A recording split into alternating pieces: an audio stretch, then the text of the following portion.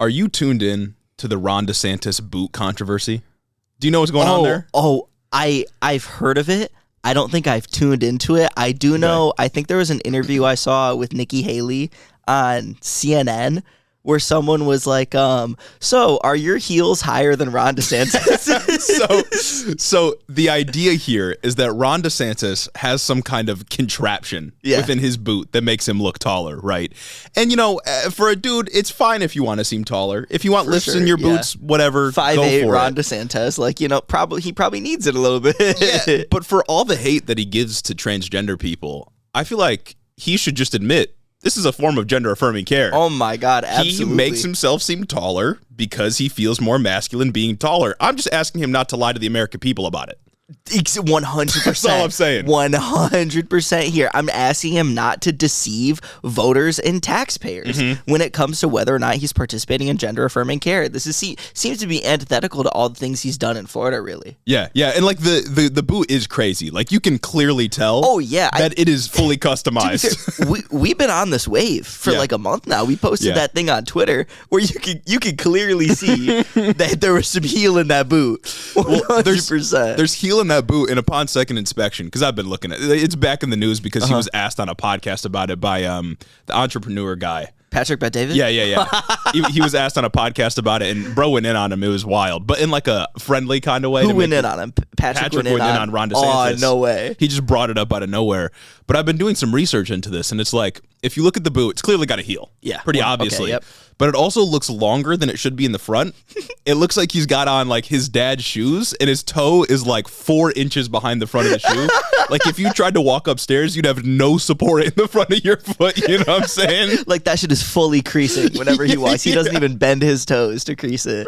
Oh my God. And I really want someone this Wednesday to bring it up at the debate and say, Ron, you want the American people to trust you, but how can we trust you when you're not even honest about your height? I hope Nikki Haley does. I hope she does. She's already been primed to do it. Yeah. Like, come on now. She said something about like, I don't care if you're in heels just as long as you can run in them. And low-key, that's a bar. Yeah. That is absolutely a bar. Well, and now Nikki Haley can't say some shit like, I can do everything Donald Trump could, but in heels, because DeSantis is also, he can make that claim too. That's true. That was just, the news story is so funny to me. All that just to be in second or third place or even further down the list for DeSantis. Possibly third, like a likely third place, which is crazy. I never could have predicted this. And it's amazing to me that he's managed to stay out of headlines for like the last month. Yeah. Since the last debate, I don't think anybody has talked about this guy unless it's to bring up how Nikki Haley is ahead of him in some polls now.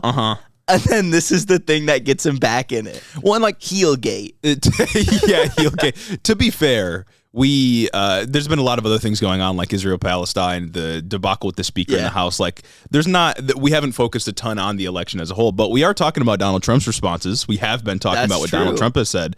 We've talked about what Biden has said. We've talked about other politicians and how they've acted in regards to Israel-Palestine. Ron DeSantis has been absent, totally absent. He's been quiet. And if he wants to be the president, if he wants to bring peace to the Middle East because he wants to do everything else that Trump did without being Trump, he's got to start saying some stuff now. I mean, but maybe it's better for DeSantis to not say anything. Like in the realm of possibilities for Ron DeSantis, maybe it is best for him to say nothing relative to saying something. To be fair to a man that does not deserve fairness at all, it seems like everything that he says, nobody takes charitably. No. And like, that's so cool. Yeah, he's like a high school bully who just like lost the flow, Like Trump's still the bully, obviously, but he's charismatic with it. Ron DeSantis fell off hard after high school. 100%. Maybe after being a JAG officer or fucking whatever. But he doesn't have it, not anymore. It's crazy because he can get on there and say anything. And whatever it is, it feels like the vocal minority will come out and they'll be the only people that you can hear. Like the vocal minority, even within conservatism. Yeah. Just to shit on him. And it's good. And it's good. And I'm here for it. Poor Ron DeSantis. Ron De short stuff. Ron D. I can't think of any other like. Ron De short stuff. That's good. That's a good one. Ron De stilettos.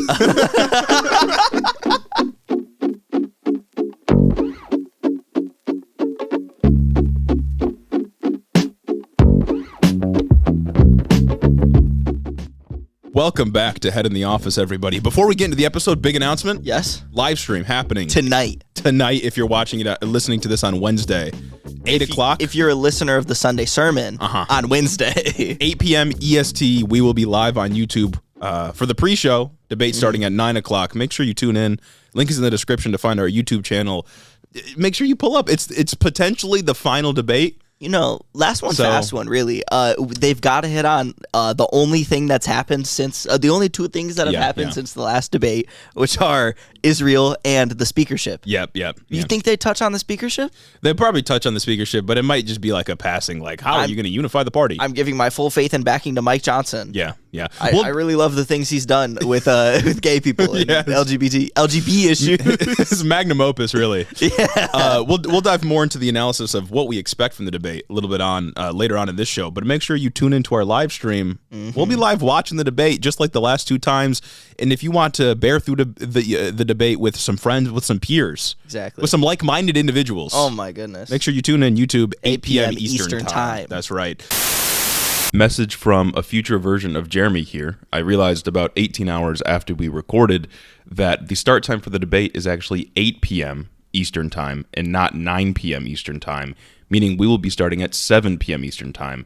Also, I say later in the episode that the debate is in Arizona. It's actually in Miami. I'm not sure how I messed this one up, but it's in Miami.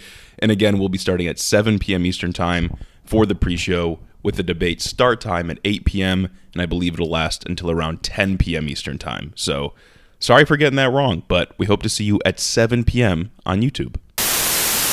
Another thing I'll announce again, just because we haven't put it in the intro for a little while, we have another goal on Patreon. Yes, we do. And once we hit that goal, Q&A episode, another one. No holds barred. Questions, you submit them, come through. We just got to hit the goal. That's all we have to do. Yeah, once we hit the goal, we'll do a little Q&A. We'll prioritize patron questions. The episode will release first on Patreon. A couple weeks later, we'll probably drop it for everybody else. Another thing that hasn't happened in a while, no reviews this week, guys. Oh, yeah, no reviews. That makes me... That makes me sad. That makes me feel a way I can't articulate on the show right now. I cried for an hour this morning. I did, yeah. I cried for an hour. I cried into my fucking bowl of cereal. Just let the tears flow in. It was sad. Last night I was hoping, praying that we'd get a review. I wake up early this morning with my 1 extra hour of sleep from daylight savings ending. Right. And then I realized we have nothing to read for reviews. So it's really like I had 1 extra hour this morning to just of turmoil. No, really, y'all had 1 extra hour to get a review in. Yeah. The only week in the year where you've got extra time to get a review in and nothing happened. I can't believe my disappointment is immeasurable, and my week has been ruined. Yeah. Especially after I remember that daylight savings was happening after we talked about a bill last year. I thought this shit was over. I thought it passed, but nah. I thought the shit was over. Sun setting at 4:30 today, baby. Come on. I'm ready to leave for work in the dark and come home in the dark. What's going on? If you want to make it up to us, you could head over to headintheoffice.com, maybe get some merch. You get over to patreon.com/headintheofficepod, maybe become a patron, help us get to that goal. That's the only way I'd feel better about this. Exactly. And then we'd feel better and you could be our friends. Because right now, nobody's our fucking friend right now. Yeah, no, the non-parasocial relationships have ended. Exactly. Not even the patrons. Nobody's our friend anymore. God. All of our other social links are in the description as well. Make sure you leave a review on Apple and we'll read it next episode. Enough shilling, though. We have a couple of things to talk about this week. Of course, we'll be talking about Israel-Palestine again at the top of the show in just a moment. But we also have to talk a little bit about the debate coming up. Debate pre-show. And we got some more stories to round out this episode. Some state and local news. That's right. Oh, yeah. But I think we should start with Israel-Palestine because we are, we're the number one geopolitical podcast. There was a while where we weren't making good on that name. But now we're back to stake our claim. Well, nothing else was happening at all. Yeah. It was just U.S. news. There was literally nothing else happening in the world. Not a single thing. No. I mean, we cover news when it happens, and if we're not covering the news, it's not happening, right? Exactly. What is it? Solipsism. Everything that we don't talk about on the show, it didn't exist. I'm a brain in a vat. That's right. So let's talk about Israel and Palestine as the number one geopolitical podcast. Last week, we reported on the IDF intentionally knocking out internet communications for Gaza. Since then, the internet has been restored, at least for a portion of the Gaza Strip. It's no longer a total blackout, which is good news for documenting war crimes, of course. Elon Musk come through and say he was going to give set up Starlink for everyone in Gaza? Did he say that? He said it. I don't know if he made good on it though. See, I don't know what Starlink means. I don't either, but I know he did the same shit for Ukraine. Yeah. He said, I'm going to give internet to everyone in Ukraine for free now. And then and then he said that he would like negotiate peace for Russia and Ukraine, right? Because his brain started deteriorating as like his followers are obviously pro-Russia and shit like that. And then Zelensky said like, no, you're just some fucking guy. And then he pulled Starlink out of Ukraine. That's because true. he's a petty He got bitch. mad at him. That's right. Yeah. So maybe that'll happen in Gaza. Maybe he'll be like, I can negotiate a 3-state solution. Don't worry. I'll get it for you guys. We'll put X's headquarters in Jerusalem. Yeah. Now, according to the AP, the death toll has reached over 9,000 at the time of recording. I think I saw like 9,200 was the specific number, somewhere in there. Christ. A number that, as we have said for the past, 5 weeks at this point, is going to continue to climb. Just keeps rises by the thousands every week. I think last week the death toll was like, 6,000? Yeah. Something like that. That's or 7,000 something. Yeah. So it keeps going up.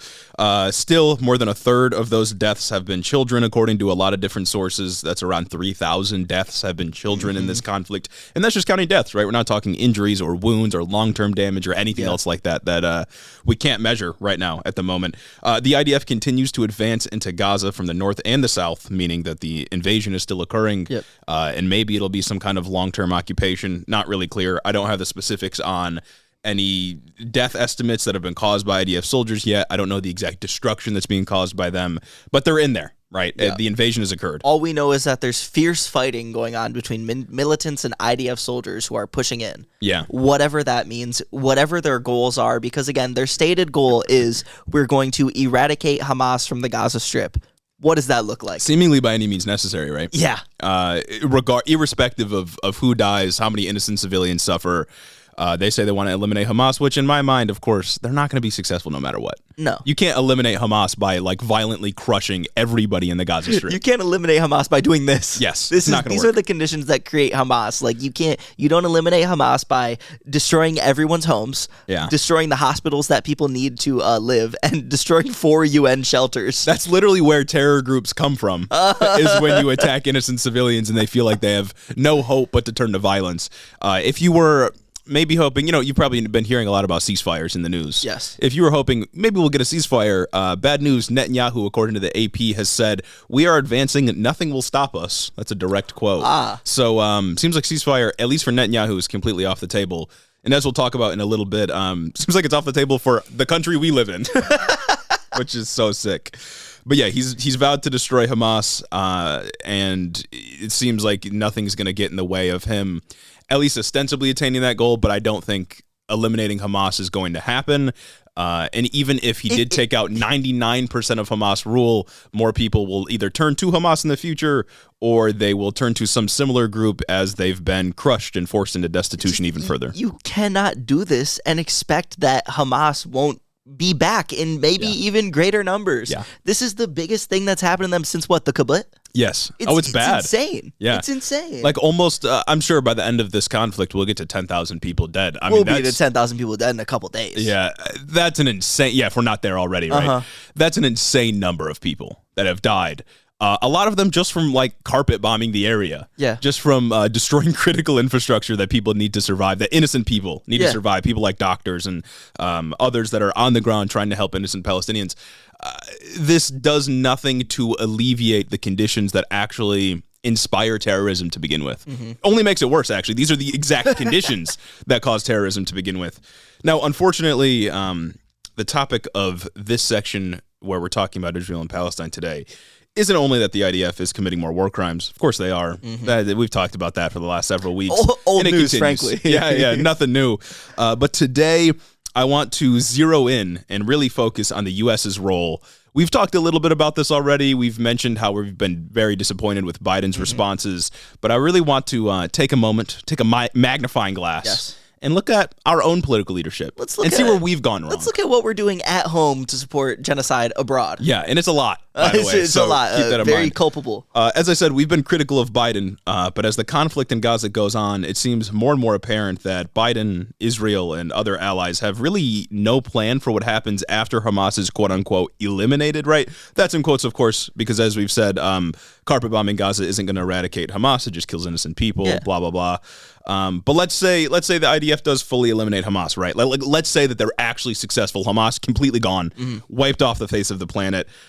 You've killed, at this point, right now, more than 3,000 kids, and if Palestinian sovereignty, statehood for Palestinians, isn't on the table, then some other terror group will manifest off of the hatred and anger fomented by Israel's actions, and will be back here in however many years. And even if Palestinian statehood is on the table, what do they get from it at this point? Do they get to rule over ashes? Do they get to rule over the rubble of a fucking bombed hospital? Yeah. Of their bombed homes that they literally can't return to? How do they get the resources to be able to go in and actually clean up and rebuild? Yeah. Like, what does a two-state solution look like? Because Biden has come out and said, I fully support a two-state solution. He said, I always have. I always have. But what does that mean? What does that mean for Biden when he's going to give, later, we're going to talk about how he wants to give $14 billion to Israel. Oh, not just him, like everybody in government. At least everyone with power in government's like, yeah, you fuck it, dog. Oh, hell yeah. It's a blank check.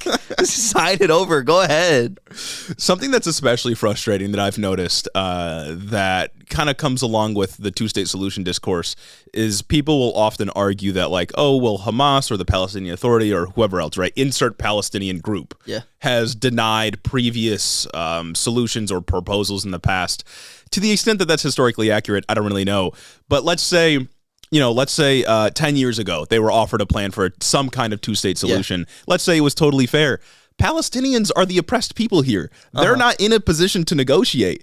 You're functionally saying you have to agree to this or more people are going to die, or at best, you're going to continue to live in the largest open-air prison in the world. Yeah, they aren't the ones that should be morally responsible for the solution here. They are the victims. It's not about the number of deals that Israel or other organizations have tried to broker with the Palestinian people to get a two-state solution. It's about the quality of those deals. And I know at the very least, the very first deal that people like to bring up before the whole kibbutz happened and that little war happened, I know they didn't give the Palestinians any of the farmable land. Yes, yeah. Like they take all of the resource-rich places and let them rule over the scraps and expect them to just accept that. Yeah, and it's usually framed like, oh, well, Palestinians still got to keep 80% of the land. First of all, if someone just pulled up and said, like, hey, we're taking 20% of your land. Yeah, and it's actually all the good land. We're taking a fifth of everything you got, and yeah, it's all the good stuff. Like, you're not going to agree to that. No, of course not. And now when we're in a position where Israel is the political force, the stronger political force, and Palestinians are very clearly subjugated, the Palestinians shouldn't be the ones that we hold morally responsible for finding a solution here. Yeah. It's really complicated how you would ever get to a two-state solution at this point, especially with Netanyahu in power. But I really do think that the only real solution is for, like, the world to come together and to find a solution. And I'm not confident that'll happen with Western powers. And it's crazy because, like, in a way, the world has come together to condemn Israel. It's just us holding out. Yeah. It's just us in, like, the UK who started this whole shit in the first place. Yeah, that's on them. This is all really on them because every people like to talk about, oh, well, where were the people of Israel supposed to go if they didn't have Israel? Then nobody wanted them. Yeah, the UK didn't fucking want them either, so they put them someone else. They put them somewhere else. Importantly, a place where people were living. Exactly. For 2,000 years. The UK didn't want them. We didn't want them, so we made someone else take them. Yeah, and there will be people that say, like, oh, well, before the 2,000 years that Palestinians were living there, Jewish people were living there, or the ancestors of Jewish people. Blood and soil. Yeah, it's the blood and soil argument, and it's also like there were Native Americans living in this country less than 400 years ago. Yeah, and we genocided them, and nobody cares. So nobody mentions that. I don't think that's the thing. Is like I think it's not a genuine argument. Nobody really cares where people were living, however many thousands of years ago. They'll just use any justification they can to support the murder of Palestinians. Or really any group of brown people, if we're being honest. Yeah. But getting back to Joe Biden, it's been frustrating as an American, as someone who responsibly, even religiously, pays my taxes I was to the gonna man. say someone who has to fork over my paycheck to the man every 2 weeks. We got an LLC set up. I pay attention to the clock. That's right. The calendar when we need to pay our taxes because we're good leftists and we're true to our word. We pay taxes. That's Not right. very much because we don't make very much, but we pay our taxes as The individuals. little right? I got, I give up. I have a greater tax burden than Jeff Bezos, let me tell you. Yeah. It's been frustrating to see Joe Biden pledge total support. Again, those are our tax dollars for Israel, while, of course, they're committing war crimes. And, of course, as I mentioned, they have no real plan, even if they're successful, right? Yeah. All indicators and, like, historical examples will suggest that they're not going to be successful in eradicating terrorism, quote unquote, out of the Gaza Strip or whatever.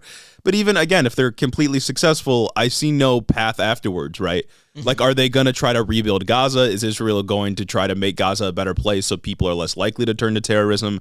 Is a two-state solution even on the table? Yeah, what does that look like anymore? There's really no planning going into this at all. It's just unequivocally support Israel, maybe say, like, we need and this is a bit of a spoiler, humanitarian pause, but do nothing else to limit how awful they're being to Palestinians. And I don't understand how anyone can have faith in the guy Bibi Netanyahu himself, the man who propped up Hamas in, was it 2005, during the previous Gaza civil war, to beat out the party that was looking for peace, to help them win the only election that they love to say is the reason why they're allowed to go in and carpet bomb everyone else. He did that. He admitted to it. It's in the news. He's proud of it. Yeah. Like, I think it was the Times of Israel, which is like the oldest news publication in Israel. Yeah. Reported on it recently. They're like, "Hey, yo, remember when this happened?" And he did that so that he could have the pretext he needed to justify dehumanizing Palestinians. And it worked. Because if you have a political party in Gaza that wants to seek peace, it's a lot harder to justify murdering a bunch of Palestinians. But if you can paint them all as terrorists and say, like, look, Hamas is supporting them, or Hamas is the one representing them, then it's dehumanization comes a lot quicker. And it's crazy because, like, the ROI he got on that, absolutely insane. Infinite. Borderline infinite. He probably had to give them, like, I don't know, a couple bucks in comparison to what we give Israel every year outside of the 14.3 billion that we're about to fork over. Sure. Like $2 billion every year to maintain the Iron Dome. Yeah. It's nuts. Yeah. So at the same time, a lot of people, both within the White House and outside of the White House and the government as a whole, have been calling for a ceasefire, saying that we need to, stop killing people. Both sides should lay down their arms. That's kind of what a ceasefire is. Biden, though, has publicly refused. He said he's not going to call for a ceasefire. The White House instead called for, quote, a humanitarian pause, which sounds very similar. And to the layman might sound like the exact same thing. But if you actually want to stop the death of innocent people, and it is ostensibly the same thing, why not just say ceasefire? Because he doesn't actually want a ceasefire to occur. To me, this is a classic case of liberal speak, right? Appealing to what people seem to want or what people are advocating for without actually doing it in any material way. That's what humanitarian pause sounds like. It sounds like a synonym, but it's not. What is it that he said in the AP article? He's like, oh, a humanitarian pause, that's really just where we, like, let some aid in. and then a spokesperson for Israel came on and said, well, you need to stop urging us because we're letting some trucks in. Yeah, we are letting some trucks into South Gaza. We have what, like 5% of the food they need. It's in the country, or it's in Gaza now. They got a sliver of what they need to survive. 2 million people. They said, whoa! We don't need your urging. We don't need your urging us to let humanitarian aid, and we're letting a couple water trucks get in here. Yeah. Okay. And all of this is being said at the same time that Biden has denied the death count, as we talked about last week, saying that he has no reason to trust the Palestinian numbers that are being reported. And he's also said things, he I think in a press conference, said something along the lines of people die in a war, like just kind of stating it as a given, like this is just what's going to happen, which to me is like, number one, the worst thing you can say in this scenario, because people don't have to die, right? Yeah. Nothing about this has to be happening right now. At least nothing in the way that Israel is responding has to be this way. And also, number two, let's be real. If Trump said this, liberals will go crazy. Oh, absolutely. And that's the part their minds. that bothers me the most, right? Is I see a lot of liberals, maybe not all of them. I've seen a lot of liberals that have surprised me and came out with pro-Palestinian takes, but I've also seen others, more prominent ones on Twitter, say things along the lines of, I don't know, Biden's doing everything he can, or they're just in support of Biden and the Biden administration, or like saying that Biden is supporting genocide is going too far, whatever. And I know that if Trump said the same thing bar for bar, they would be like, look, Trump is a warmongering dictator and all this kind of stuff. Like, why can't we apply principles evenly here? It's nuts because it's almost like liberals give more credence to the things that conservatives say than conservatives do themselves. You know, because conservatives talk about the double standard in media all the time, and here we have it right here in front of us. Like they got it. They were fucking right. They aren't right for good reason, but they're fucking right. Yeah, and it's the same thing with immigration, right? Like we always make the joke about how Trump had kids in cages and Joe Biden has overflow facilities, right? But we've been seeing this for the past several years. Well, Joe Biden will maybe not be as explicitly bad as Trump, or maybe will be slightly better, but will continue similar policies or say similar things, and liberals are just okay with it. Yeah. And it's infuriating because I thought we wanted to be better. It kind of just comes across as everything that, conservatives say, where it's just red versus blue, you actually don't have any principles. Where I'm over here saying, like, genocide's always bad. I'm over here and I get shit for it. Standing on my axioms. Standing on business, speaking the truth. I also do want to bring something else up, and I don't know, maybe you can correct me if I'm a little bit off track here, but I keep hearing people say this line in regards to Israel where it's like, every nation gets to defend itself, quote unquote. And maybe I'm a dumbass here, but like, no, nations don't have rights. Individuals have rights. A person has a right to defend themselves, but by transmitting human rights to a nation, it feels to me that we're just allowing war crimes to happen, right? Like we're running cover for Israel trying to turn Gaza into a Walmart supercenter parking lot. Yeah. Nations don't have a right to do anything. Nations aren't real things. Sometimes nations are created without the will of the people that actually live in the nation. Their borders are drawn by other empires. I don't think a nation has a right to do anything. It just covers for war crimes. It's kind of on some Citizens United shit, you know? It's kind of on some corporations or people. We're ascribing moral value to this entity that represents people who actually have moral value, who actually come together and say that, because this is the will of the people, this must be like the... Well, it's not the will of the people. They try to ascribe the will of the nation onto the will of the people to justify things. They're like, the nation's feelings were hurt, therefore the nation itself can go do all those things. And then there's kind of this faceless like thing that you can't really ascribe actual moral value to. Yeah, it's a thought-terminating cliche, right? It's designed to make you stop thinking about what Israel's doing. And low-key, not even low-key, high-key, it is anti-Semitic to just assume that everything Israel is doing is representative of how Jewish people feel as a whole in the world. It's just not the case, and I think it inflames anti-Semitism against Jewish people. And it's also like, is this Israel having a right to defend itself, or is this Bibi Netanyahu and his party coming through and doing the things they've always wanted to do? Exactly. Now they have the pretext to, again, turn Gaza into a moon crater. It takes the argument away from the people behind the government and denies them responsibility for the things that they're doing. Maybe I just don't know about like the theory of states and sovereignty and stuff like that. Maybe this is like a well-substantiated, well-argued thing, but like saying a nation has a right to do anything is like a little fashy to me. Well, yeah. It makes me worry. Rights are God-given and... on some dumb shit. Rights are God-given and, God defined all of these borders and nations and allows them to do as they will. And God's not a deceiver. He wouldn't deceive me. Exactly. on some big cart. All right, now here comes the point where I have to make some people may be a little bit upset.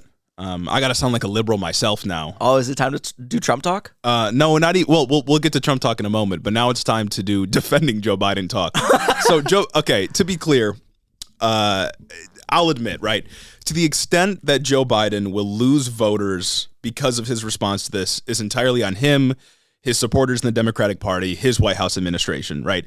If Joe Biden loses young voters or voters, with family in Palestine, they're from Palestine, whatever, to the extent that he's going to lose voters in 2024 now, wholly on him. But like, God, would it be fucking stupid to lose voters for Joe Biden in 2024 over this? Like, I'm wholly with it. I do not like what Joe Biden is doing. I think it's absolutely fucking despicable how culpable he is in this massacre.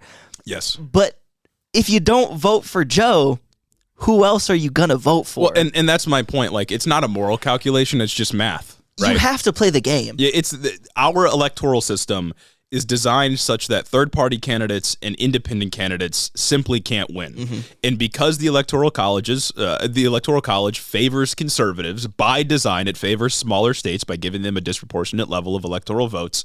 Any vote that doesn't go to Joe Biden will skew it towards Donald Trump. And if we admit that Joe Biden is operating very similarly to how Donald Trump would within this conflict, and we'll talk about Trump in a moment. But we recognize that Joe Biden is better on things in the United States, like on trans people or on labor issues or on taxes or whatever else. Then we also have to. Then we need to, taking all of that into account, we have to vote for damage control. Yeah. There is no other option. I wish our electoral system was designed differently. If we had a parliamentary system where it was based on percentages and you can more safely vote for third-party options or non-mainstream options as a means of protesting liberals that are in power, I would say totally go for it. We'd be in a different circumstance. But because our historical position is stopping fascism in the United States, you have to vote for Joe Biden. It's the only option right now. I don't think it's principled to not vote for Joe Biden because of this, because then who do you get? Yeah. Then who do you get? While I recognize that, I don't know, Trump would probably do this fucking almost the same exact thing that Joe Biden is doing, if not a little bit worse here. There are other foreign issues where Joe Biden is going to go a little bit more left than any other conservative would. And just for that reason, you got to get the damage control in. You're not standing on business by abstaining from it. You are not taking a principled stance against genocide by not voting for Joe because Joe was culpable in that genocide. Right. Because you not voting is just going to create more. And it might further the genocide in our own country, the trans genocide. And that was going to be my last point here, is that if you hear third parties can't win and it just goes to Trump, you might say, fine, I'm just not going to vote. And my response would be, you don't get to opt out of the trolley problem. Yeah. You are morally implicated by the nature of our political system. If you're an eligible voter in this country, you have the ability to vote. You have been implicated in the moral situation. And although your moral power is infinitesimally small compared to say what Joe Biden can do or what a member of Congress can do, you are still a moral agent. Yeah. And as such, you're responsible for moral action. You don't get to opt out. Sorry. As soon as you are made aware of these issues, you gotta pick a side. Yes. You can't say, "Oh, no, I just forgot everything, so I'm okay now." It's all you have to take a side as soon as you're aware of it. Yeah. You can't just walk away. Because it is a form of the trolley problem, right? Like you find yourself in front of a lever, the trolley's coming down the tracks, it's gonna hit 5 people, you switch the lever, it could hit 1. You're morally implicated. You have all the knowledge you need to make a decision. Opting out means 5 people die, right? We have to look at the consequences of our action, especially when it comes to huge things like what party at this point in time controls the government. And if it's Republicans, as we'll get into a moment, it's going to be much worse for everybody. Shit's going to get wicked. Yeah. Shit's going to get wicked. So if you have been feeling like you don't want to vote for Biden, you've been feeling disappointed in Biden, it's all totally understandable. But it's just a matter of math. It's a structural issue with our voting system that hasn't been resolved. And because it hasn't been resolved and it won't be resolved before we get to the election, that's just how it is. And it sucks that there's no Democratic primary. It sucks that this is the dude and you can't primary him. But there's incumbent advantage. There's a good reason why we need to stick with incumbent advantage.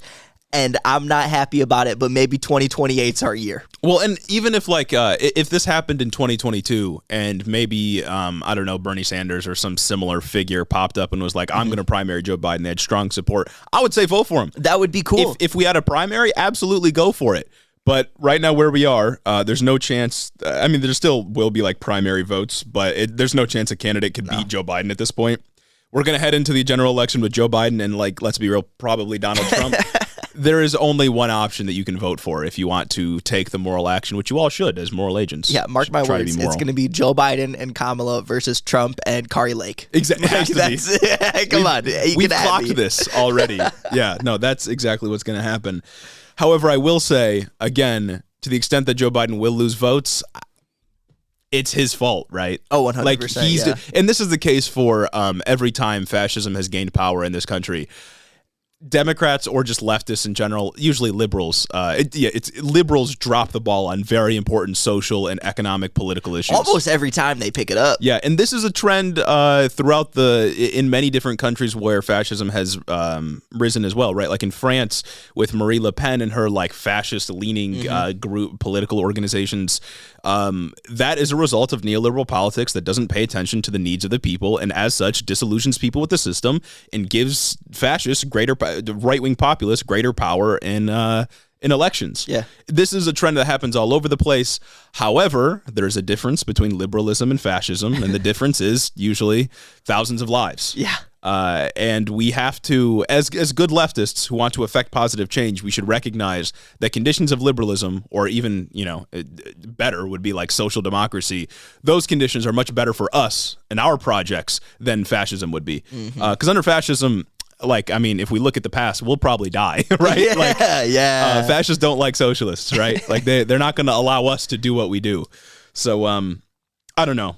Some of you may disagree, but I think that's the correct take. Sound off in the comments if you do. Yeah, let us know. But I think that's the correct take. Before we get to the funding package, though, yes, I do want to take a moment to listen to what Trump had to say. I have a clip queued up here. This was from some speech, some rally he did recently where he talked about Israel and Ukraine, or not Ukraine, Israel and Palestine. And he has a plan for what he wants to accomplish if he's elected president again. Oh, really? So let's take a listen to how he would resolve the issue. Peace in the Middle East in 24 hours, no more, no less. Clip's about a minute long, so let's take a look. Okay. Next, we'll implement strong ideological screening of all immigrants to the United States. No longer will we allow dangerous lunatics, strong start, haters, bigots, and maniacs to get residency in our country. We're not going to let them stay here. We're not going to let them have the largest deportation effort in history. Under the Trump administration, we will revoke the student visas of radical anti-American and anti-Semitic foreigners at our colleges and universities. And under my administration, we will proactively send ICE to pro-jihadist demonstrations to enforce our immigration laws and remove the violators from our country. Many of these people are not from our country. Finally, we cannot forget that the same people that attacked Israel are right now pouring in at levels that nobody can believe into our beautiful USA through our totally open border and southern border.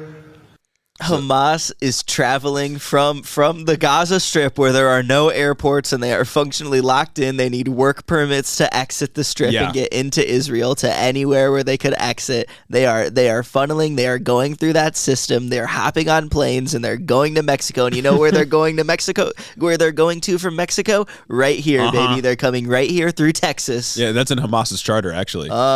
So that was Donald Trump advocating for ideological screenings. Free speech warrior Donald Trump advocating for ideological screenings of immigrants, deporting quote-unquote sympathizers of Hamas. And he previously, at the same rally that he did, advocated for reinstating the Muslim ban. So it's all in there. And this is especially important because to him and to right-wingers, supporting Hamas just means saying, like, free Palestine, right? That's what they mean when they say Hamas sympathizers. They don't mean people that literally think Hamas is, like, doing the right thing. Oh, yeah. They think people that just want Palestine to be free or are protesting for Palestine to be free are Hamas sympathizers. Yeah, ideological screening means if you think it's a genocide in Palestine, you're out. Right, exactly. You're fucking out of here. And it's crazy because, like, I've wanted somebody to do a FDR for so long, but not like this. Not this kind of FDR. Too far. Like a New Deal FDR. Yeah, I do love how it's like free speech, First Amendment, unless you're really disagreeing with us on this issue. Unless then you you sympathize with the brown people across the world who are having crimes done against them. Yeah, so that was Trump and his take on Israel and how he would resolve the issue and protect Americans. That's good. Not great. Great. That's classic Trump. You know, I noticed he really didn't have the typical fervor that he does. Yeah, you think he doesn't believe in it? I don't know. You think he wants a free Palestine? I don't know if it's that he doesn't believe in it, but maybe he's just tired. Yeah. I know he got fucking grilled by the New York AG. Ooh, yeah. He's being threatened with jail time over his gag orders. This week, his two sons, or actually two of his sons, just testified in court in the New York fraud case. It was kind of boring. They just said, "Oh, I don't know, the accountants did it, blah, blah, blah, blah, blah, whatever." So bro's stressed right now. It really be your own people sometimes. I'm saying. Yeah, can't trust them. Speaking of your own people doing things that you don't want them to do. U.S. government. The U.S. government, the House, the Mike Johnson-ruled House, just passed a $14 billion funding package for Israel. Nice. As we reported that they probably would as soon as they...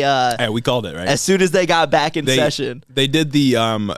do you condemn Hamas resolution? That's right. They did that, and that passed because, of course, it did. And then they said, "Do you want to fucking kill Hamas?" And now they're doing everyone else. Yeah, now it's the "Do you really condemn Hamas?" bill.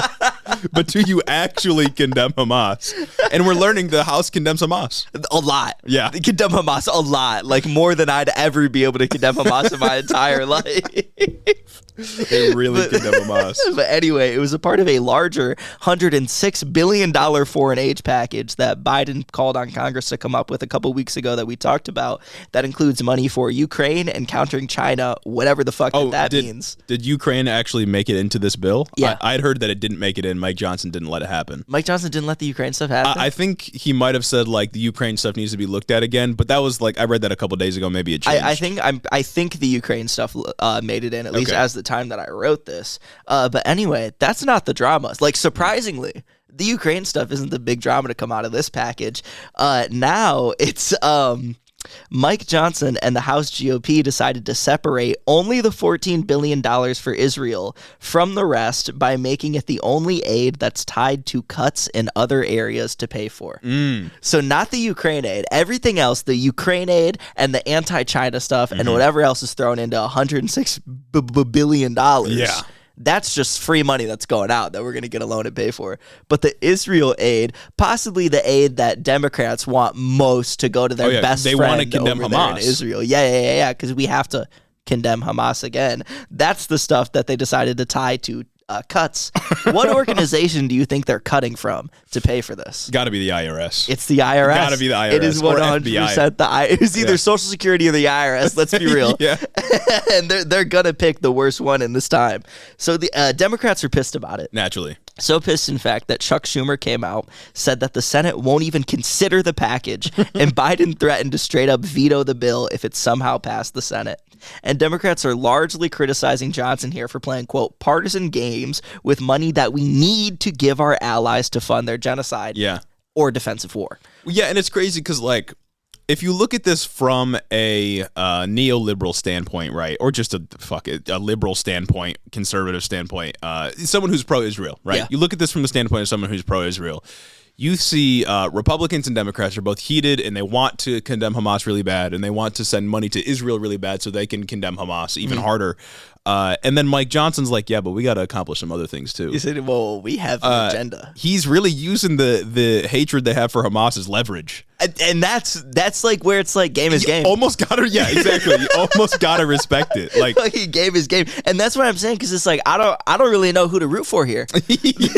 This is quite possibly the funniest grift that's going to come out of Mike's whole speakership. Mike Johnson saves Palestine. Mike Johnson, hero of Palestine. Like that's where I'm going with this. Because on one hand, I absolutely don't want my tax dollars, because when you break it down, I think it's something like $147 per tax-paying citizen is going to Israel. What? That's a number I've seen. I've seen from 100 to 147 of my dollars are going over to Israel right now. Oh man, I guess I do condemn Hamas. I guess I'm condemning them pretty hard right now relative to my paycheck. But anyway, I don't want that money going over there to fund genocide. Yes. Carpet bomb, apartment complexes, hospitals, and 4 UN shelters. Can't stress that enough. But also, I don't really want the IRS defunded. I spent a lot of time talking about how good the Inflation Reduction Act was and how that's going to bring a lot of money to the IRS, and that's going to help them go after people like Trump and his like $72 million tax return and shit like that. And Democrats don't want that either. They don't want to undo all the work that they put in last year and what people call Biden's signature legislative accomplishment. Yeah, the one thing. Right? So like, what do you do? That's crazy. Like, it's really like weighing priorities here. Do Democrats really want to condemn Hamas that bad and they take the hit to the IRS? Yeah. Or do they, as we've said a couple times this episode, do they stand on business and say, no, we are going to help the genocide. However, the IRS has to stay intact. Like, we need those however many people they hired. $14 billion cut is crazy. Yeah. And it's also funny because Mike Johnson took this and he was like, no, we got to balance the budget. Like, you know, you spend money one place. Yeah, this is where we got to balance the budget. We got to balance it, but you spend money one place, you got to take it out of somewhere else. But it's funny because you have to keep in mind that the IRS is the one place that you can't just take from to balance the budget this way. Yeah. Literally the only government institution that you can't do that for. If you take $14 billion from the IRS to pay for $14 billion somewhere else, not only is the IRS losing all of that money, they're also losing the productive capacity that $14 billion brought to them. And when it's the only government body that brings in more money than it spends, every X amount that's taken from them translates to some value greater than X being taken away from the government as a whole. In other words, simply taking money from the IRS to give to other areas means the government has the potential to lose more money than just paying for the new transaction outright. That's so crazy. I didn't even think about it like that. And in this specific case, the Congressional Budget Office estimated that the $14 billion cut would manifest in a real loss of $26.8 billion in tax revenue, and the IRS commissioner said the figure would be closer to $80 billion in lost tax revenue. That's so sick. That's what I'm saying. Oh so my instead God. of just giving $14 billion to Israel, take it $80 billion out the pockets of us. That's good. We're losing taxpayer money. We're just burning taxpayer money. That's crazy. Mike Johnson, in his quest to save Gaza, writing down on his notepad from the river to the sea, he's I don't know what he's doing. I don't know. I don't know what the angle is here. Maybe they're going to use this as leverage. I know they straight up said negotiate then. Yeah, this is like Bizarro world. You know what I'm saying? Like the result of his action could be that we don't fund Israel further, something I'm in support of. And I mean, Mike Johnson, bad guy. See last episode if you want to talk about it. But like right now, he's the man responsible for delaying genocide funds. Broken clock, I guess. You know what I'm saying? Like sometimes. Well, I wouldn't necessarily say he's right this time, but the holdup that's being caused is maybe producing a good thing. Yeah, the side effect of his right, because that's not what he wants. He wants IRS to get, or he wants Israel to get the money from the IRS, exactly. Of course. But the results of his action could accidentally be what we want. Could accidentally save lives. Save lives. And I mean, the ideal solution here is nobody gets what they want, except for me, which is IRS keeps kicking it, and Israel does not get $14 billion. 147 of mine. Yeah, if a regular person who never tunes into politics is looking at this, I couldn't blame them for being confused. Oh, yeah. Because this got my head spinning. You know what I'm saying? Trying to think of how he's rationalizing it's like, I also don't know, because like maybe this is the right thing to do for his base, because his base, fucking hates the idea of taxes. Yes. Unless it's for like them, weirdly enough. Tax breaks for the rich are okay. Exactly. Yeah. They think it's really cool when billionaires get tax breaks, but absolutely like hate it when they get tax breaks. That's Mike Johnson's base, and like loves Israel. Yes. I've seen people, I was prowling through r/conservative earlier today, God bless my soul, and I saw people get on and say, actually, Israel is the only place that I'm okay sending unconditional aid to. Why? It's like, huh? Why? Do you hate Muslims that much? I had posted on Twitter the other day, like, how astonishingly bad everyone's take is on this. Like, very few people have a good take. Yeah. And I think it's just that foreign policy issues like Israel and Gaza and everything that's going on really reveal who's consistent and who's not. Like, some of y'all just believe whatever the fuck you want, and then you try to apply it here, and it reveals major inconsistencies in your belief systems. And it seems like it's the same for like every conservative as well. Motherfuckers just love the aesthetic behind what they believe. Yes. What they think that they believe. They don't actually like standing on business like we do here at the #1 geopolitics podcast every damn week. Getting into the nuance. Crazy. But yeah, people are up there like, no, Israel's been a good friend, so we can let them do whatever they want. Israel's a dog shit friend. What the fuck is like? Can you think of anything recently that Israel has done for the United States other than provide like some domestic cover for having a bunch of money over in the Middle East? Israel it constantly lectures us about why they actually are super sick and deserve to do literally whatever they want to the people in Gaza and on the West Bank. And low key, like Israel, at least for like liberals right now, is just causing a fucking headache. Like as much as we just criticize liberals for everything they're doing to perpetuate what's happening, they don't like liberals don't want this to happen, right? Merely because they don't want to have to deal with it politically. Yeah, because it doesn't look good for Biden. And as we talked about, he might be losing votes for this. It's not a thing they want to have to deal with. It could be an election losing situation that's going on for him right now. It's crazy, and if this is what we're to lose in the election, that'd be crazy.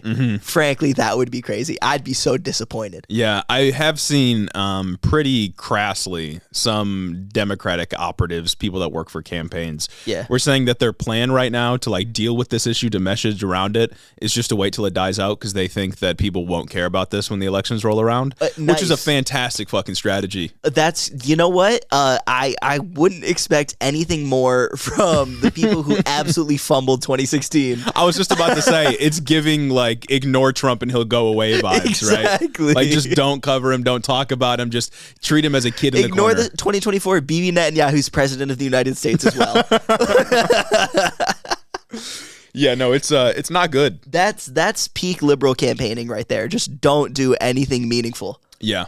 And just think brush speak, every issue that you're a little uncomfortable with under the rug instead of, I don't know, doing the right thing. Mm-hmm. God, I love America. I have seen that a lot of staffers at Capitol Hill and people that work in the White House, a lot of like the lower level people, specifically like younger people that work for Democrats, a lot of them are voicing like a lot of unease with how people are responding, like how their bosses are responding, whether it's Joe Biden or some Democratic senator or something like that. And apparently, I don't know if this is true, but I just heard through the ether that apparently they are working on planning some kind of walkout for like Democratic staffers to protest what their bosses are doing. Cool. I don't know if that does anything though. Yeah, I don't think it does anything. Israel, it just they've got a chokehold on us, and I don't know why. Yeah, I really don't know why. And it's not like the United States does literally anything Israel wants, right? Like if we did anything Israel wants, they're getting like half of our nuclear arsenal. Oh, Gaza's off the map. Yeah, and Gaza's going off the map. Like the tactical nukes are just being launched at them nonstop, right? Like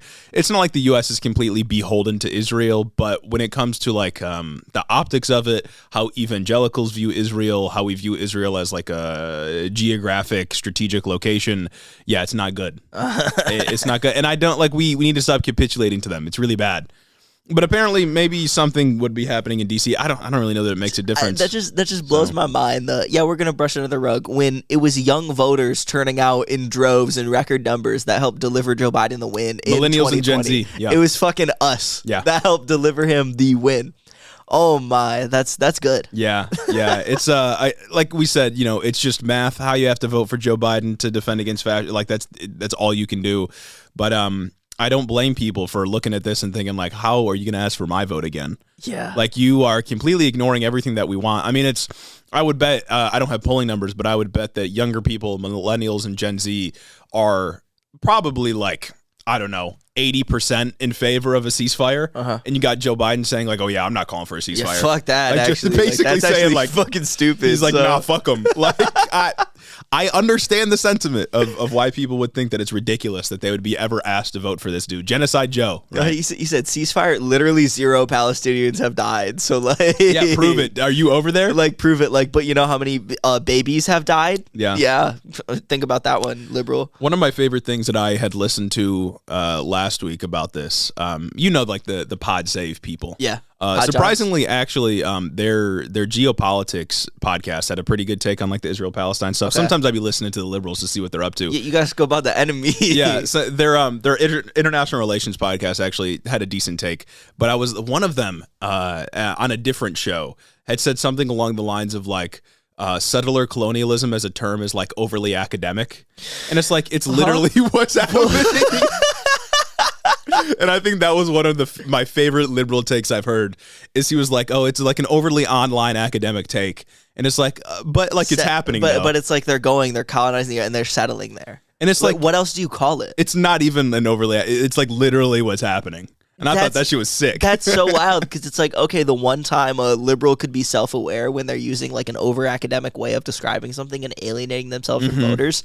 Settler colonialism is not the one. It's pretty easy to understand too. It's like it's colonialism, control of an area, and you have your own people come and like colonize it, and they stay there, they live there. That's what it is. I've never seen anyone online or in person hear settler colonialism and think that's some like hoity-toity way of describing something. That's an ivory tower, like dialectical materialism. Oh yeah, no, literally.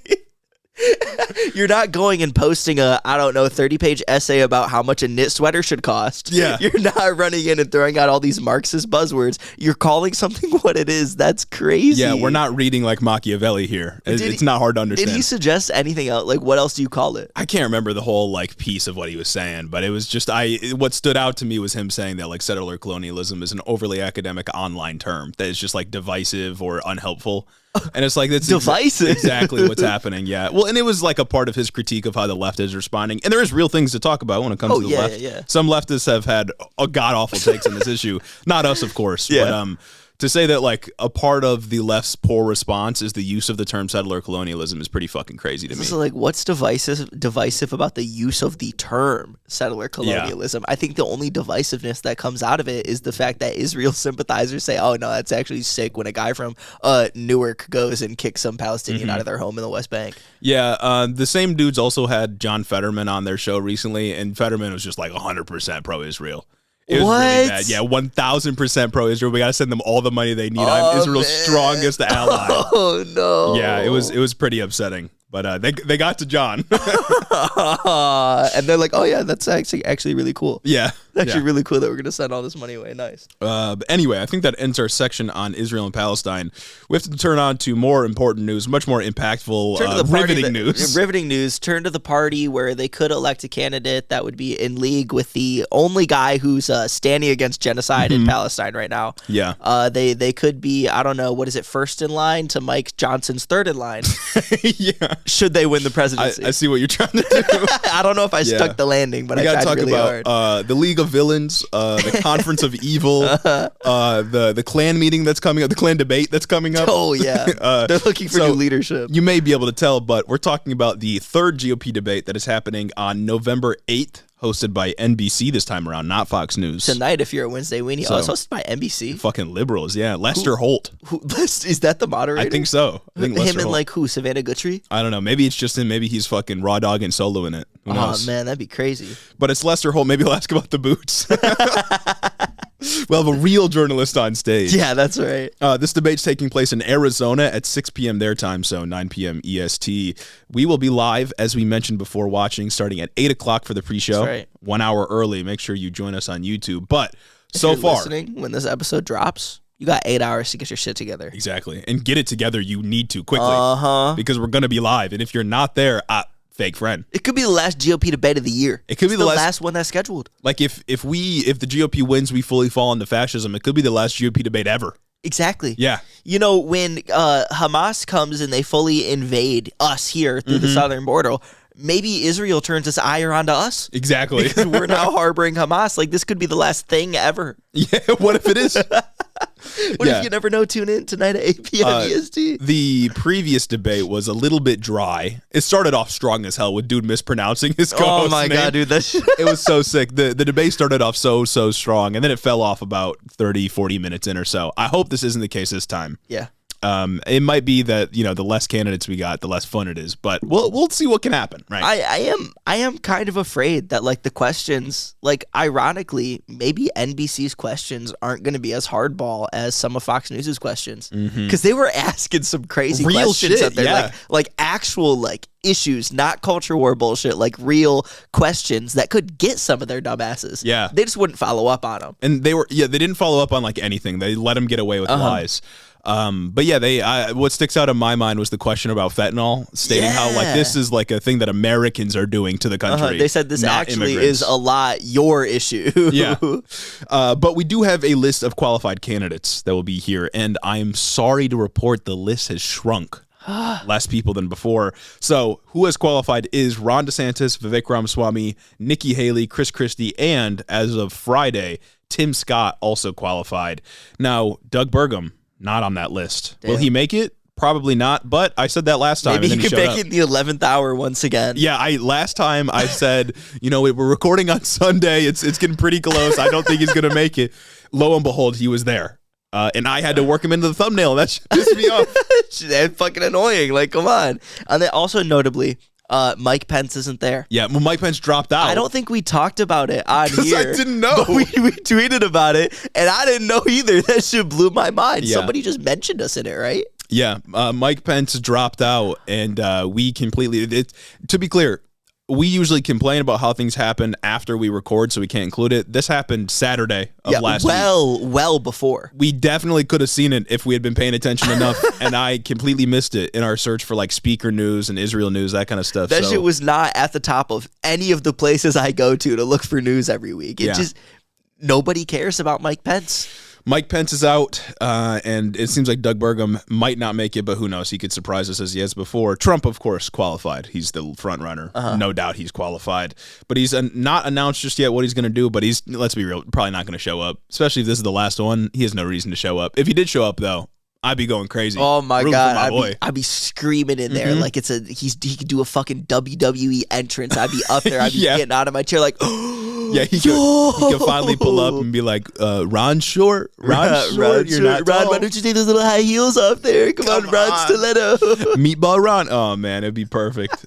In the perfect universe, we get those debates. I am still kind of amazed that Chris Christie and Tim Scott have continued to make it. Tim Scott barely made it. He barely made it? Yeah, by the hair of his little chin, he made it through. Oh, damn. He just recently made it. But apparently Chris Christie's like pulling ahead of him, doing better than him in fundraising, which Who is giving Chris Christie money? Lincoln Project dudes, I guess. Which one of your fathers is giving Chris Christie money? Yeah. What is going on? Yeah, which one of your like aggrieved, disgruntled fathers who has always been a Republican is like, Trump's really awful, but I just like don't that like Chris this Christie. new direction I of the like party. That Chris Christie.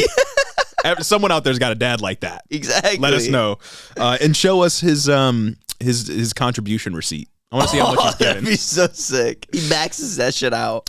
Trump still leads in the polls, of course, and we'll probably go over the polls right before the debate begins. If you tune into that live stream on a Wednesday, none of them have the numbers to catch up. Even if they combined everything they got, they don't got the numbers to catch up. Oh, man, that's so good. What do you think we should be watching out for? What does each candidate need to do to get that second place secured? I don't know, because it's like, what take do you have on Israel-Palestine?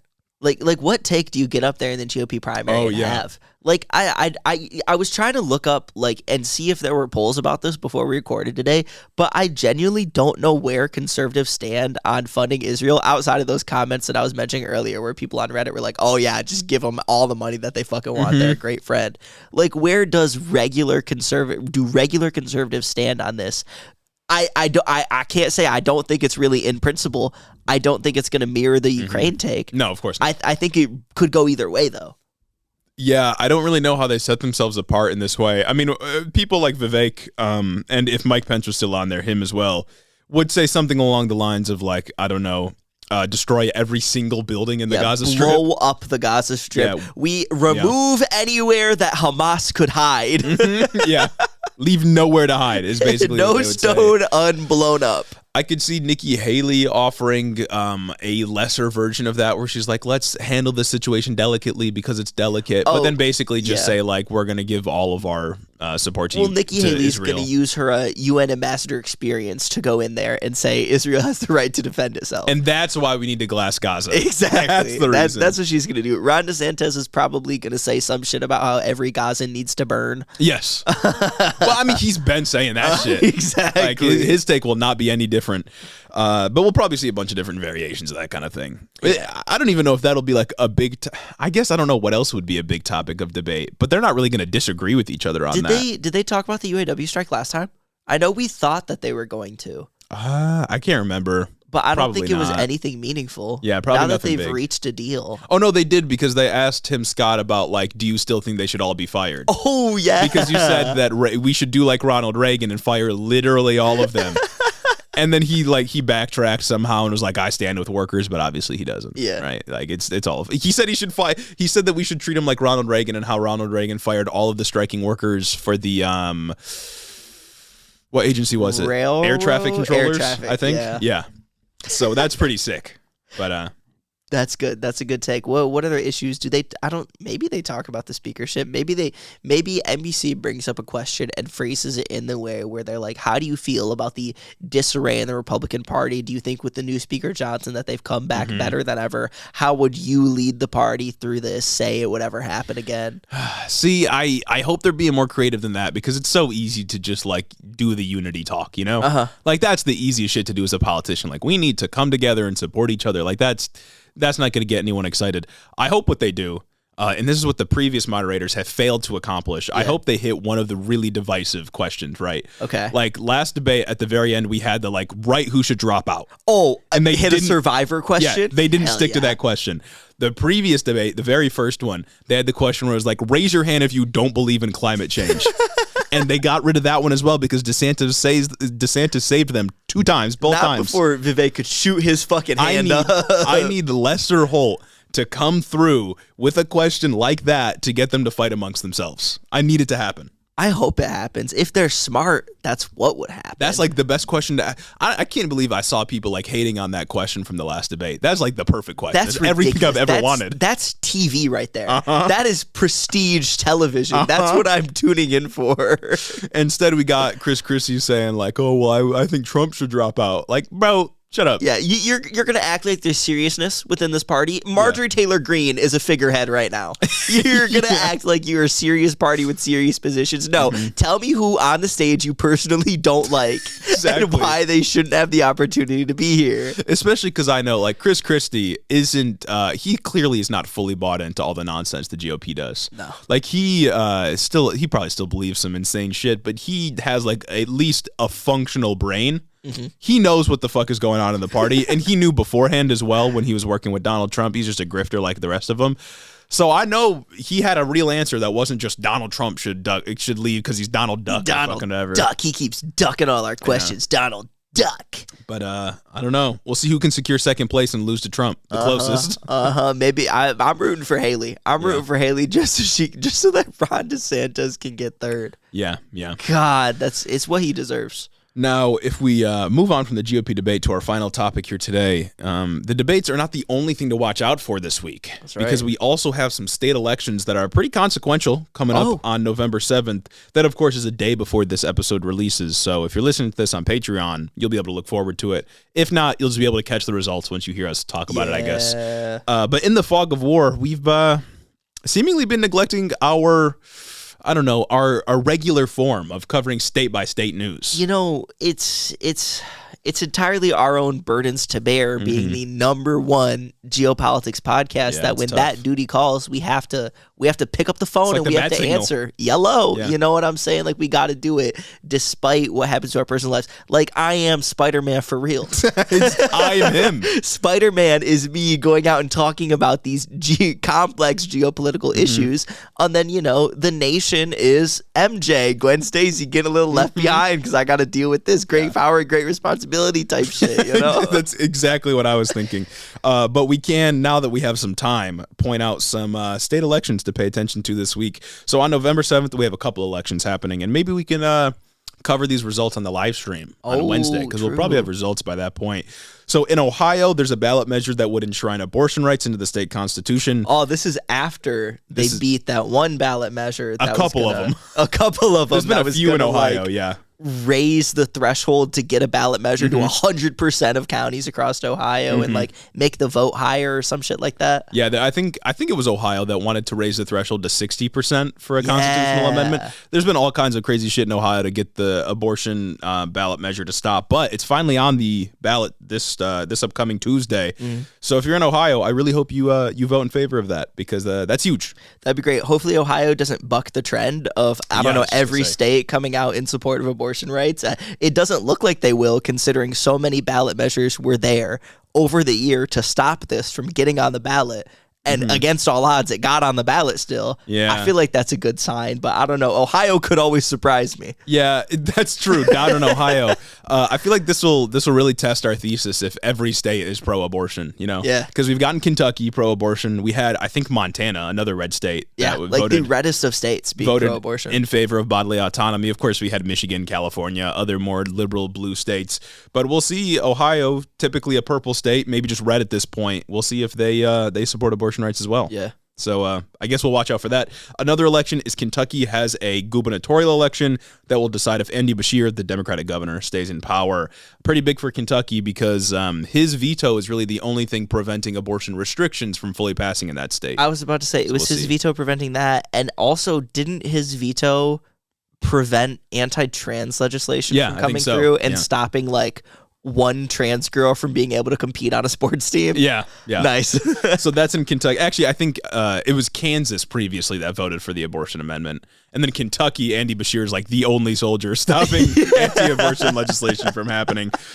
Virginia has state house races. They do it in an off year, so 2023 is going to be their state house races. That's so lame. It is, yeah. So lame. It's just them and New Hampshire, I think, that do it this way. If their House flips Republican, it would be pretty bad because Glenn Youngkin is the governor there, a Republican, and abortion restrictions would probably take hold if they lose enough of those races. Maine, interestingly, and this is the last state I have on the list, has a ballot measure completely separated from abortion that would establish a state-owned power company to replace their current private model. Nice. Apparently, this is an issue that's become pretty important since a bunch of power outages happened recently through like different storms that hit Maine.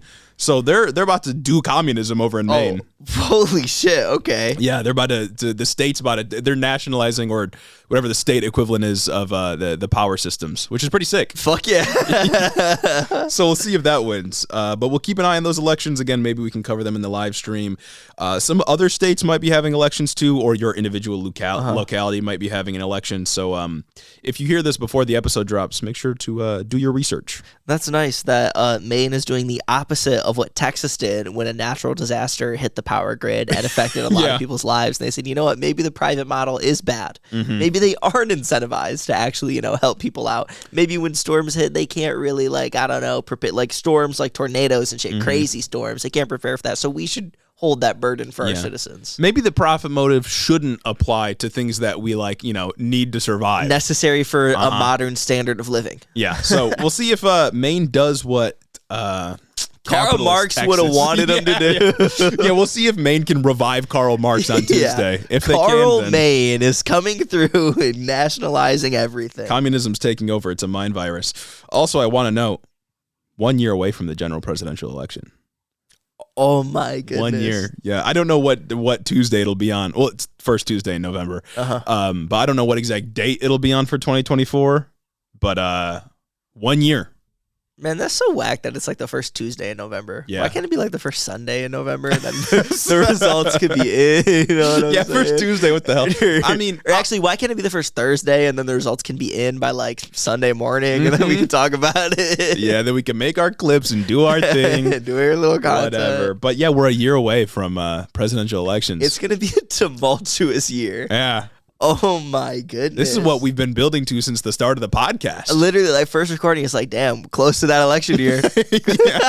First year, 22 midterms, we survived, we covered it, we got the news to you all. We've been doing this for over 2 years now, and now it's about to be fruitful. Baby's first presidential election. Oh my God, be crazy. That's gonna be good. That's gonna be good. I wonder what's gonna happen in between now and the day that I actually hit the ballot box and cast my vote for fucking Joe Biden. Or Cenk Uygur from TYT. He's running for president. That's true. Or Cenk or Marianne Williamson. Exactly. I could also vote for her too. Or RFK Jr. I don't want to, give away the game too early. Yeah, I don't want to tell you guys the result I've already rigged for the primary election. Yeah, I don't want to tell you guys, the results I've rigged for when I've gone and already buried my ballots in the ground behind known locations where ballot drop boxes are going to be, so I can just make my little road trip cross country, dig them up, and put them in a box. Exactly. I can't give away that information yet. Yeah, and I can't give away the plan for how the strategy for how I plan to just walk in and take the information from Dominion voting systems. Exactly. I learned recently that you can just do that. Oh yeah, so then you'll only get 6 years probation for it too, and an apology letter. So I might as well. I'm so sorry, Michigan residents. And that's only if you get caught. True. Dear Michigan resident, I'm literally so sorry. Well, should we end out this episode on that the video that you had sent? Oh, I think we can end out this episode on a high note. You ready to roll? I sent this to Jeremy the other day. I got something special for you guys, dear listeners. It's a take. Yeah, it's quite the take. It's certainly a take that I saw this week on TikTok. Go ahead and roll that clip. All right. I'm going to try to paint the scene for you real quick, right? It's 2023. And everyone just finally admitted that Kanye was right. No, he was not. Y'all ain't know he was right about George W., but y'all found out later. Kanye was absolutely not right in 2020. We cannot do that. Who is admitting that Kanye is right? I'm sorry. You can't just see that Israel is Israel's doing a bad thing. We just talked about it for an hour on this show, right? You can't do that and say the guy who got on Alex Jones' show did some crazy like Jewish caricature, pretended to be Netanyahu and said that, oh, I'm Netanyahu. He didn't call him Netanyahu though. No. He said, I'm Netanyahu and I'm going to take Kanye's family away from him. I'm Kanye West and I love Hitler because I love everybody. You can't say that guy was right. I'm sorry, but hold on a second. You can't see people criticizing Israel and then basically say like, oh, Kanye was right. Jewish people do control the world. Clearly, that is not the take. That is not what we are saying. Like they're doing the thing here. They're doing the thing here where it's like, oh, anti-Semitism is anti-Zionism, but she's like, yeah, that's good. Like I'm anti-Zionist, so that means I should be anti-Semitic, right? Like, dog, right? Chill out. What are you doing? Kanye West was right. The guy who had Nick Fuentes on when he was on Gavin McGinnis's podcast and said, no, I would not hire a Jew. Actually, maybe if I could have a camera on 24/7. 24/7 and they could have no privacy, then I'd consider hiring it. Kanye West, who hung out with known Nazi and white supremacist Nick Fuentes, bro, was not right about this issue whatsoever. If you're uttering the words at any point for any reason that Kanye West was right, you should probably like reflect on what you're talking about real quick before you make the stance or before you make the statement that Kanye West was right. Because 95% of the time, I think the only good take I've ever heard him have was that George Bush doesn't care about black George people. W. Yeah, and some good music. Yeah, some good music. And then it was everything else was a miss. The fucking Confederate flag nonsense, the Candace Owens nonsense, the White Lives Matter fashion show nonsense was crazy, and that all predated the Nazi arc. Oh yeah, the writing was on the wall. And then last November, year ago, Kanye West came out as being a fucking Nazi out of nowhere. Guys, he was not right. I'm sorry. Not cooking. The gas was off. The kitchen lights were turned off. No cooking utensils were there at all. That shit was fire on silent. What a way to end up the episode. That's a good one. We had to share that with y'all. Yeah. I hope you all enjoyed that as much as I did. And, you know, maybe I primed you too much because I was absolutely floored when I saw that. I saw that pop up on my For You page, and it's 2023, and everyone, what does everyone admit? Nobody's admitting. What's everybody admitting? Kanye West was right. Oh. I actually haven't heard anybody say that at all. Oh, and I'm glad. Like, I'm glad for you. Yeah, in case we need to remind you all, our criticism of Israel is wholly grounded in state action. Exactly. And not in the religion of Judaism. I think that's pretty clear. Again, anti-Semitism is not anti-Zionism. I'm against anti-Semitism wholeheartedly. Wholeheartedly. Let me say that. And I hope all these lovely people who financially contribute to the show also are.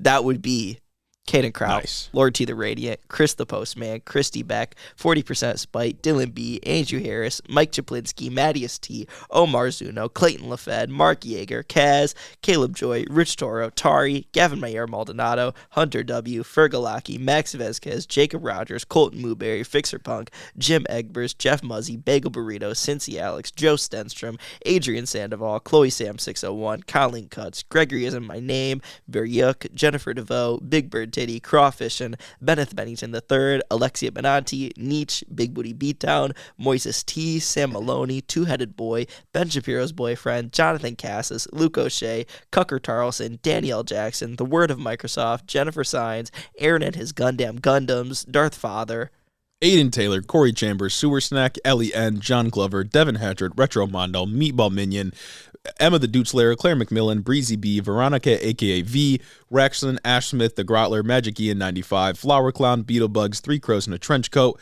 Lonnie Rogers, Slavic and Sapphic, Casey Lynn Kelly, Snake Eyes, and Hope of Giants, aka Gone, Aquana Dawn, Zach Lantian, Info Russell, Austin Greif, Marcus Corbett, Caleb Roper, Taylor Rensock, Ishi Teddy, Cammy Calliope, Reagan Not Like the President, Pagan Jester, Tylen Freeman, Steak Daddy, Tay Tay, Isaac Hodges, Madeline C, Pab the Pab 69, Kayla Lowe, Anna Valinick, Eduardo Diaz, KCC, Say Yes to Wes, August, Natalie Valinsky, Particular Pickman, Mason Crack, Jeff Signs, Howard the Duck, Brennan His Egg, JR, Drew Batchilder, Froggy Gumdrop, Evan Malika, Zen Doing Their Best, Jackie Boy, Shameless, and my mom. Thank you all so much for supporting the show on Patreon. If your name isn't there 100%. And it should be, DM us. We want to make sure we're including everybody. Do it. And if you want your name to be there, go on and head over to the Patreon, lest I remind you, once we hit 1,600 a month, once we hit our next goal, Q&A. That's a Q&A episode. Everything's on the table. And I mean, I don't know about you, Jeremy, but me personally, I'm gonna need this list to start inflating the price of eggs post-COVID. Oh yeah. In Joe Biden's economy, the price of gasoline just to fill your vehicle to get from A to B. You know, in early 2020, gasoline was like $1 a gallon, and that wasn't tied to any geopolitical conflict Trump whatsoever. just decided that wasn't tied to the price of a barrel of oil was less than $0. It wasn't about any of that. No. It was because Trump was president and things were better. Yeah, and if you want Trump to be president again, make sure you become a patron. And make sure to watch us on live stream this Wednesday, 8 p.m. EST. We hope to see you there. And thanks for listening to the episode. Have a great week, everybody.